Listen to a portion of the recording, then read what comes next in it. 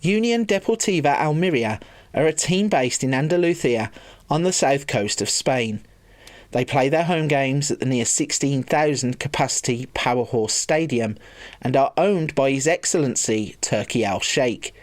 This means that the club have the power of Saudi Arabia behind them. They have shown to be a sound investment as they were promoted to La Liga as champions of the Segunda Division in 2022. However, since those early successes, the club has found itself struggling in the top flight, and at time of recording, they are the worst team in La Liga, finding themselves bottom of the league with just 3 points and no wins in December. Can we turn this around as I look to build Almeria using Spanish youth players only? Welcome to Almeria. You join me on the first day in charge as I take the reins at Union Deportiva Almeria. In real life, Almeria may be a small club, but they certainly do have some big ambitions, partly due to the fact that they are funded by one of Saudi Arabia's wealthiest men in Turki Al-Sheikh, and the project started off quite positively, with Almeria getting back to La Liga in 2022. Since there, though, the project has stalled somewhat. In the first season back in La Liga, they would finish in 17th place, and in the current season, as of recording, they are statistically the worst team in La Liga, and they are in December not having won a game and have 3 points from just 3 draws. But we're about to change that thanks to the world of Football Manager. We can step into the hotspot, we can take them over and try and make them as successful as we can be, and that's exactly what we're going to do as we try to rebuild Almeria in 5 seasons. As if that wasn't hard enough, I'm going to throw another caveat in there too. During this save, I am only going to be signing youth Spanish players. So all the players that I sign in this save will be 21 or under on the day that they join the club. And we're going to look to build a Spanish revolution as we have a youth project and movement going on at Almeria. Let's kick things off then by having a look around the club. Firstly, on the landing page, you can see the badge and the shirt up there in the top corner. They are a 3.5-star reputation team, and the media predict them to finish in 16th place. You can see that they narrowly avoided relegation from La Liga last season, finishing 17th place. In the bottom left-hand corner, you can see that one trophy, which was the Segunda Division, or the La Liga High Promotion as it's now called, in 2022. They play at the Powerhorse Stadium, which holds around 15,200 people, so a decent size for a team of their stature, and they have great training facilities, average youth facilities, and above average youth recruitment. If we go forwards and look at the 11 that we will inherit as our starting 11, it has, on paper, a really good chance of surviving in La Liga in game. Not too sure why it's not working out on the pitch. If we break it down, they play a 4-2-3-1 system, which is a pretty decent system. I've used that in one of my previous rebuilds, so I have a bit of familiarity with the system, and I think that we can try and get the best out of them, certainly in the first season, and maybe going forwards in this tactic. If it doesn't work out, we can always switch to the trusty 4-3-3 and see if that will enhance the players as we go along. So breaking down the first 11 then, starting at the top of the pitch, we have Luis Suarez, 25-year-old Colombian. Looks a rock-solid centre forward, 6'1", has finishing of 13, first touch of 12, dribbling of 13. He has good balance, he has good acceleration, natural fitness and pace of 16, determination of 16. I think he's one that we will probably keep in the save, providing somebody doesn't come along and try and buy him away. I think he has a release clause in his contract, so maybe try and get that contract improved in the short term, but hopefully he'll be one that we can build around going forwards. On the left hand side, we have Ramazani. He's one of the players that we definitely will be keeping at the club for as long as we can. 22 years old, valued at 27 to 36 million pounds. His game is about his pace, his acceleration, dribbling, finishing and first touch. He's one of those players that can play anywhere in the top half of the pitch, and I think he really is one that we should be building around. We then have Robertone playing just behind Suarez up top, an Argentine midfielder or attacking midfielder, 26 years old. Maybe he's one that we could replace early on and see if we could get somebody in that position to try and maybe propel attacks. But in the short term, at 26 years old, I don't think we'll move him on straight away if we don't need to. However, with all of these players, with a club this size, if a big bid comes in for anybody, we are more than likely going to take it. On the left-hand side, Adrian Mbaba, he can play on the left, can play on the right. 31 years old, though he is getting towards the end of that cycle in terms of where we would look to start moving players on, I think. Nothing really wrong with him. He has pace of 14, acceleration of 14, dribbling of 15. But when you want youth players, you can buy youth players that can have a bit more pace, a bit more acceleration, and I think there are some players in Spain that would suit that role, and we will probably look to move Mbaba on quite quickly. Then dropping into the midfield, we have Edgar, defender centre, defensive midfielder, not too sure where his best position is. At the age of 26, probably not going to improve too much, but he is one that is valuable for teaching the younger players how to go about their game. You can see his positioning, teamwork, work rate, determination of 12 is okay. He has a balanced personality, jumping reach of 16, 6'4". I think he's probably more suited to playing as a centre back, and I think we will buy midfielders to fill that gap. We then have a loan player, Idrisu Baba. He's Ghanaian, 27 years old, on loan from Mallorca, so we'll probably be returning there pretty quickly. But if we can use him in the first season whilst we're building, maybe he's one that could be there. We have Akimi at left back, 25 years old, can play as a defender, left or wing back, 1.5 to 2.4 million. Decent pace, decent acceleration, good tackling, good passing. So another player that we can use in the short term. We then have Montez and Keiki at the back.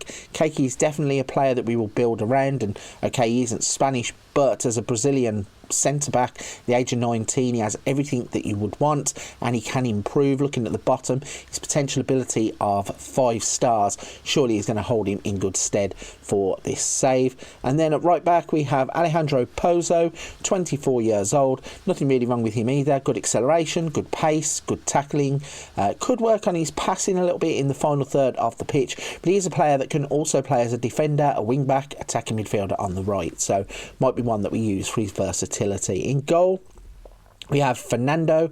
He's 33 years old, 1.6 to 3.3 million pounds. Obviously, it's going to be difficult to go out and buy the best Spanish youth goalkeepers because they aren't going to be ready to be a first team goalkeeper straight away. But what we could do is probably buy one to just sit behind Fernando. He seems a solid option to start us off in the game. Going forwards, let's have a little look at what the board expects of us. So the club vision and board culture is to strive to make progress on and off the pitch. They want to sign young players to develop for a profit. That's good because it fits in with that 21 and under youth system that we are going to try and use. Work within the wage budget. They want that. Obviously, every club would. They want to become an established La Liga team by the end of the current season and be competitive in the Copa del Rey. Now, I can't promise that I will focus on the cups because of how poor they have been in real life in the league, but if we are on a good run and we can help them to move quite quickly out of the relegation places, we certainly can look at being both an established La Liga team and do well in the Copa del Rey. And they want to buy their current stadium, which I think they actually do own in real life, so I'm not too sure what's going on with their stadium in the game. At the end of the 24-25 season, they want to be a top half finishing team, and then my contract will get renewed, even though it says expire, so it will be renewed, and then we will maintain a top half finish going forward in the save. Lastly, a look at what the supporters want us to do. So it's pretty simple. They want to strive to make progress both on and off the pitch. They want to remain in La Liga. So all of that should be achievable. There is only one other thing to remember when we do these rebuilds. There are no transfers in the summer window. Everything that you will see in terms of transfers in the first season will happen in the January window only. So that is everything laid out. We know we have probably the worst team in the league. We have no transfers until January. We know what the board expect of us and the fans expect of us. We know what the starting 11 looks like. There's only one thing to do. Let's jump to the end of the first season and see how we get on with Almeria. We have now moved to the end of the first season. We're going to kick things off by looking at all of the transfers that happened in season 1. Firstly, we're going to go through the players that have left the club. Then we will look at the players that have joined to replace them. Now, bearing in mind, once again, we only made transfers in the January transfer window with the summer transfer window turned off. So let's kick things off by looking at the first player to leave, and that is Lucas Robertone. The 27-year-old now Argentine moved to Al Sadd. They came in with an £11 million bid. That looked like good value to me, so we took the money and moved him on. The next player to leave was Leo Baptistao. They came in with a £2.5 million bid, Fluminense that is, and he went back to Brazil as he wanted to move back home. It made sense for all parties to get the deal done, and he was the second player to leave in season 1. And the final player to leave was Alejandro Pozo, once again going to Al Sadd, and once again £11 million was the magic number. So we managed to raise around £23 million in player sales. That meant we could go out and start buying players. Now, I wish there was £23 million available for me to spend, but unfortunately the board had a few debts, and by the end of moving some money around with the wage bill, we could spend around £15 million. So I couldn't spend it all, but we did try to spend wisely. And the first player to come in was Xavi Grand. We paid £4 million for him. He didn't really want to leave Levante, but I think they wanted the money. We managed to broker the deal. We got it done. And I think he's the long-term replacement for Pozo anyway, as he can play anywhere up and down the right-hand side of our defence. He's definitely one to look at going forward. The next player that came in, we went to Barcelona and we picked up Wesley Dual. He's a player that plays as a central midfielder or a defensive midfielder. Another one that didn't cost too much money, around £500,000, got that deal done, and he has gone straight into the middle of our park and has really excelled. He looks like the type of player that has lots of room for improvement, and I do think he will get better and better as we go along. The next player to come in was Arcaiz Maria Coena. He's a player that has come from Real Sociedad. He's one of those tricky, quick wingers who can play anywhere in the final third of the pitch. We look to utilise him both as a winger and as a makeshift striker, although finishing of 8 really isn't his strong point. But as you can see, lots of progress across the season, even though he did end the season with pulled knee ligaments. The final signing was Martin Ochoa. Paid £1 million for him from Deportivo La Coruña. He comes in as a player that is quick with 12 pace, 12 acceleration, 15 finishing, 14 first touch, 13 penalty taking and 11 for technique. So even though he doesn't look fantastic right here right now with his 1.5 star current ability and his potential ability of 3 stars, what we really were looking at is the finishing, the first touch, the pace and the acceleration. We can play him as a rotation option, either coming in from the right hand side or put him at the top of the pitch when defences are tired, and really try to get him pushing on. And at the age of 19 he's a sound acquisition. So those are all the players that have left the club, the players that have arrived. The next question is, was it money well spent? How do we get on in the competitions? At the start of the season, the media had us predicted as finishing in 16th place, and we didn't finish in 16th place. No, far from it. We have managed in the first season to finish in 7th place, and we have qualified for the Europa Conference League. We managed to get 63 points from 38 games. We'll touch on that in just a second. Firstly, let's look at the Copa del Rey. Unfortunately, we would go to the 4th round. We'd play against Cadiz, and we would get knocked out in the 4th round. Let's go back to the league then and break this down and show you exactly how we got to where we are.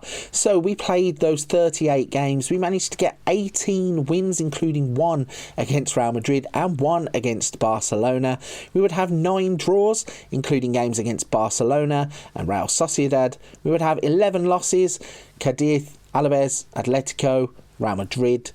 We would have a 16 goal difference, and we would finish on 63 points. That would be 4 points behind Bilbao, just ahead of us, 7 points behind Sociedad and Villarreal, who one of the two qualified for the Champions League, but we did finish miles behind Real Madrid, but we were expected to anyway. It meant also with 63 points, we nearly doubled the tally of Cadiz, who were relegated in 18th place. So on to some player stats then. We had Luis Suarez score 32 league goals, and he managed to bag himself the golden boot in La Liga, or the Pichichi. In terms of the average ratings, we didn't have any players in those categories. No assisters were in the top 3. Did have Edgar, though, get 10 yellow cards. If we look at the squad quickly, just to show you where the rest of the goals and the assists came from then. So Suarez played 40 games. He scored 38 goals with 7 assists. We then had Ramazani. He got 12 goals and 9 assists.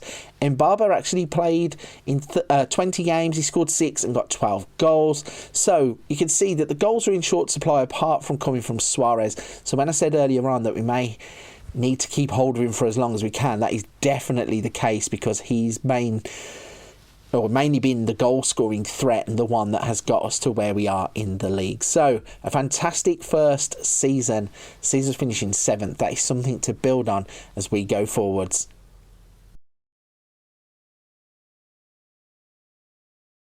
As we move towards Season 2, let's have a look at the finances.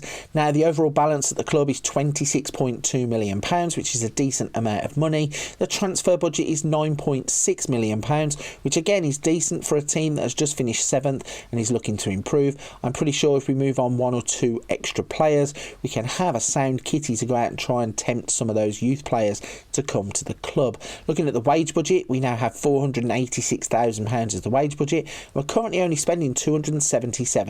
So if we want to move money around, we can certainly pull a bit of that back to also get a bit extra transfer budget. And if we need to up players' wages as we go along, maybe Luis Suarez will want a bigger contract. There is enough of a buffer in that budget to be able to do that. Let's have a look at the club vision also then to see how the board have summarised our performance. So we get a B from our managing director. The board are pleased with our overall leadership of the team. In terms of the actionable objectives, work within the wage budget, on course, spend the original transfer budget. They are reserving judgment because moving into the new season they want to see how much money we're going to spend. Grow the club's reputation. Then informational objectives, minimum 3-year contracts now for first team players. By the end of next season they want to reach the knockout stages of the Conference League and they want to finish in mid-table now in La Liga, which is a reasonable objective considering we have just finished in 7th place. If we look at the supporters then, they give us a B also. They want us to play attacking football, play entertaining football, play high tempo pressing football. They want so those 3 things basically all linking together. They want us to go and attack teams, not be defensive, not sit back. They want us to go and try and enhance the club's reputation by playing attacking football. Notable highlights, they're pleased with the 3-3 draw against Barcelona, pleased with a 4-1 victory against Betis, and pleased with the 3-1 victory against Real Madrid. They're disappointed with Chumi's recent performances, Wesley Dual's recent performances, and Ferran Seco's recent performances. Ferran Seco is a youngster who we brought into the club, but isn't one of significance anyway. So our job security is secure. Let's go and look at the squad and see how we can build going forwards.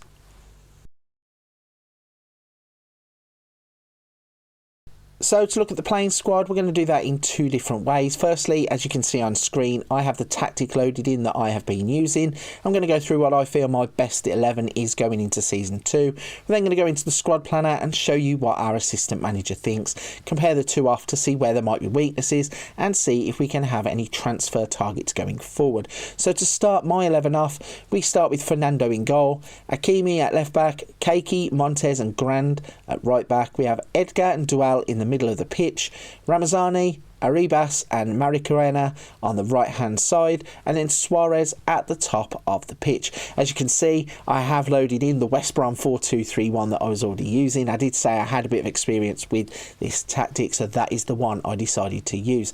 We have got a few players that could rotate in and out of the team, and also we have Ochoa, who we signed, could play at the top of the pitch, but when Suarez is scoring that many goals, there really isn't any need to change him. If we look at the assistant's report then for his best 11, we can see that he only decides on Maximiano in goal, but he's a lone player, so going into Season 2 we won't be using him. We have Hakimi on the left, we have Keiki, Montes and Hubelong Mendes at right back, Malero and Edgar in the middle, Lazaro left, Arribas, Ramazani on the right and Suarez at the top. So it's interesting to see that there are some big differences between the players that we think. Obviously a few of our signings, Maricarena is on the wide left on his. We have, who else is there? Wesley Dual behind Edgar.